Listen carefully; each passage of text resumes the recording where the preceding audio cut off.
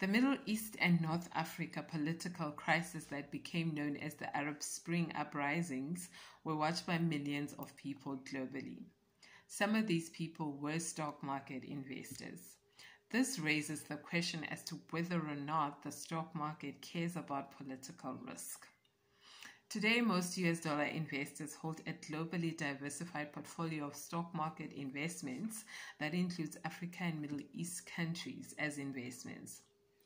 These countries have been included because they not only offer high returns, but historically have moved independently of other markets, which is good because it means when the performance of Africa and Middle East goes up, the performance of other markets tends to go down. Investing in Africa and Middle East countries, however, exposes investors to country risks such as those related to political crises. The literature on the stock market and political risk shows that the stock market reacts to political news and events that is likely to affect economic policy. But why is this?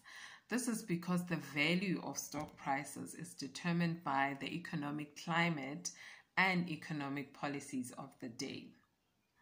If political risk is significant, this means that stock market investors should be compensated for their exposure to political risk. My study is a cross-country comparative analysis of African stock markets that includes South Africa, Nigeria, Botswana, Ghana, Kenya, and Tunisia, and looks at the relationship between the stock market on the one hand and political risk on the other hand. My political risk data comes from an international ratings provider of political risk and assesses factors such as government action, internal conflict, corruption, law and order, religious and ethnic tensions, and socioeconomic conditions. So what does my data say?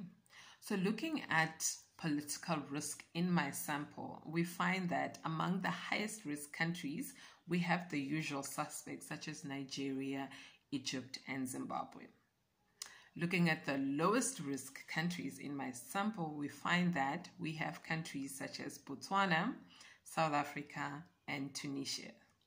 Some of the other exciting and interesting things that I want to do in my studies, I want to get my hands dirty and collect conflict data on state strikes, protest actions in countries, and construct political risk indices.